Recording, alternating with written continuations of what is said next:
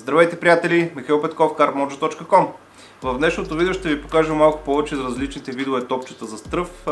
Те биват дънни, неутрални като плаваемост и плуващи, силно плуващи.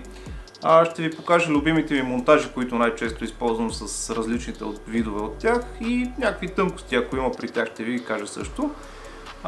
Хайде да започваме! Ако пък за първи път попадате на мое видео, това е каналът ми за шаранджийски риболов, за модерен шаранджийски риболов. В него най-често качвам клипове от мои излети, ревюта на продукти, интересни неща за някои продукти, монтажи за шаран, всякакви такива интересни неща, които мисля, че ще ви бъдат интересни и за в бъдеще, така че помислете дали да се абонирате за каналът ми. С една камбанка ще бъда много благодарен. Топчетата, които използваме за стръв, имат три основни характеристики. Цвят, размер и плаваемост. И трите са важни, не мога да ги класирам по важност, но на първо място бих искал да ви разясня повече за плаваемостта на топчетата. Ето това, например, са дънни топчета. Те падат плътно на дъното, тежки са, не вдигат куката и си стоят плътно на мястото. Най-често те са с по-тъмен цвят, така че се доближават до тези, с които храните. Бих казал, че се използват основно в по-топлите месеци от годината, но дори сега на определени водоеми дават добър резултат. След тях са топчетата с неутрална плаваемост или така наречените лафтъри. На английски се наричат лафтъри. Те са с ниско собствено тегло, което означава, че когато хвърлите самото топченце във водата, то плува отгоре. Но когато го сложите в комбинация с монтажа, с куката и с така нататък, то повдига едвам куката над дъното, може и да не я повдигне и се повдига само топченцето нагоре. Тоест то няма да ви изправи целият монтаж прав нагоре, ще се повдигне само топченцето съвсем леко от дъното. Това е неговото интересно действие, то е балансирано така, че да повдига само собственото си тегло. Третият вид са попъпите или силно плуващите топчета. Тези топчета най-често са така в ярък цвят и те наистина могат да ви изправят цялата кука нагоре, ако не си балансирате добре монтажа. Балансирането на повода става с поставяне на допълнителна съчмичка, мека волфрамова паста или твърдо волфрамово утежнение. Хубаво е да си пробвате монтажът преди хвърляне, за да видите как стои куката. Ще ви покажа всеки един от топчетата как трябва да стои в аквариумчето, което имам за тестване.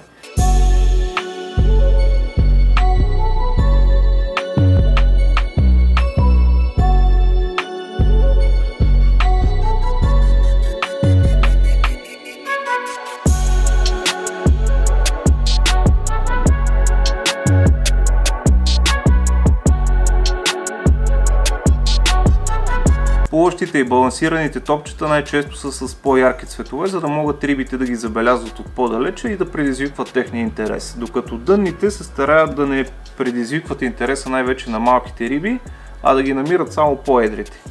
Идеята на тъмните кафяви топченца е до някъде да отсеят по-малките риби във водоема, защото малките риби много се влияят от цвета на дадено топче. Т.е. те го виждат, че мърда нещо там под водата, отиват и директно се хвърлят върху него.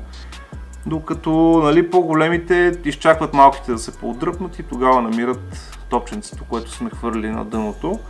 Но това на практика не винаги е точно така, зависи изцяло от водоемата. Ако рибите са много и гладни, ще намерят дори тъмното топче, което е заровено някъде из стената. Буквално са като прахосмокачки. Ярките топчета дават много добри резултати сега в по-студените сезони, най-вече супер ярките жълти на цвят, розови, понякога и бели. Аз лично на бели не съм имал толкова резултати, колкото на розово, на жълто, на оранжево. Рибите си ги търсят тях. Може би забравих да спомена още една важна характеристика на тези топчета и това е техният вкус и аромат. Тази характеристика не е толкова важна за изготвяне на самия монтаж и затова някак си я оставям на заден план, но до някъде наистина е важна, защото различните вкусове, различните аромати на даденото топче биха привлекли рибата точно към стръвта и към нашата кука. Така че не мога да ви дам някаква препоръка дали едното е по-вървежно от другото, дали рибното, дали сладкото. Най-хубаво е сами да пробвате и да разберете какво се случва в конкретния водоем. Когато аз изготвям монтажът си, на първо място гледам размерът на топчето спрямо куката и рибите във водоема, които искам да използвам, след това неговият цвят. Гледам да бъде по-ярко и възможно, нали, да най-малко и лесно за поглъщане от рибата, да не буди никакви съмнения точно. Подготвил съм ви няколко монтажа. Подготвил съм ви 3 монтажа, за да ви демонстрирам различните видове топченца, нали, как се държат с тях. На първо място ще започна с този с дънното топче. Това е монтаж изцяло от флуорокарбон, показвал съм ви как го връзвам, мисля, че няма нищо сложно в него, само да го фокусираме. Ето.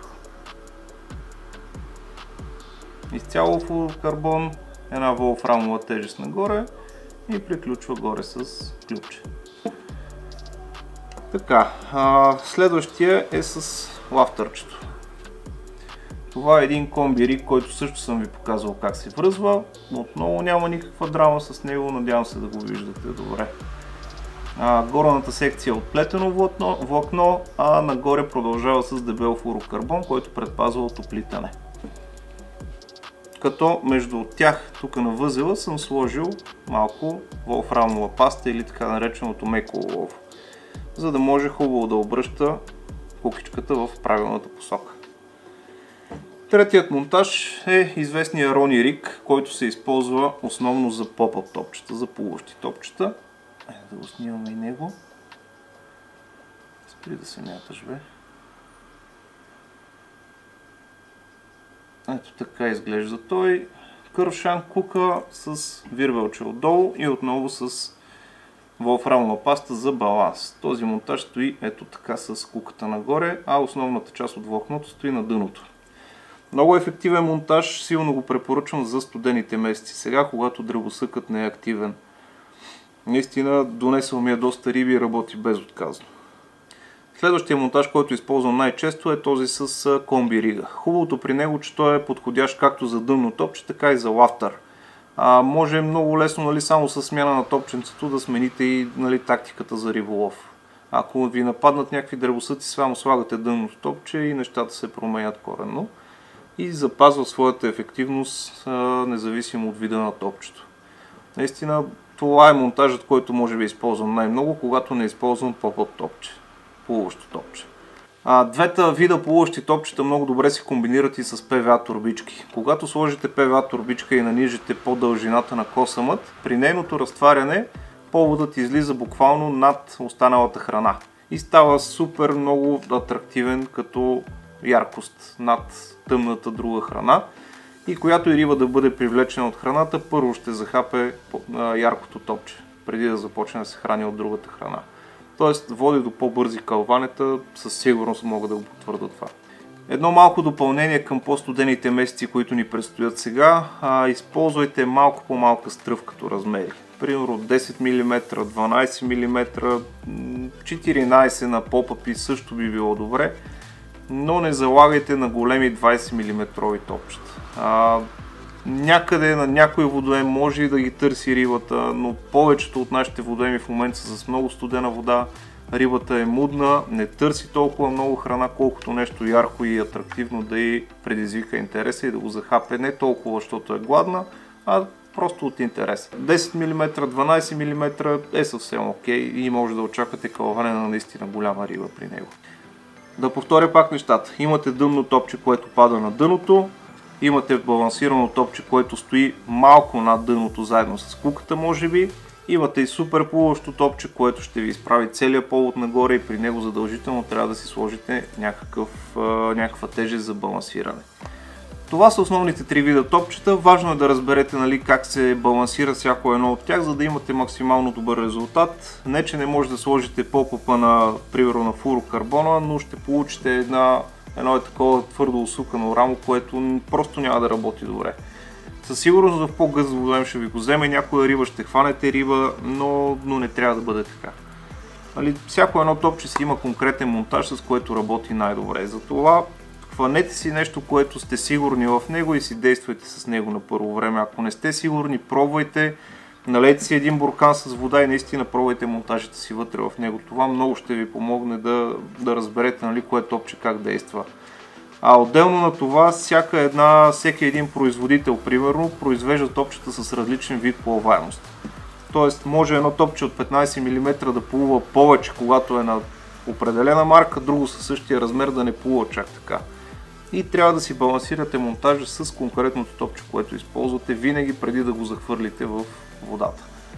Надявам се видеото да ви е било полезно. Ако пък съм пропуснал нещо да кажа, попитайте ме в коментарите, ще отговоря на всеки от вас. Михаил Петков, carpmojo.com. Чао и до нови срещи!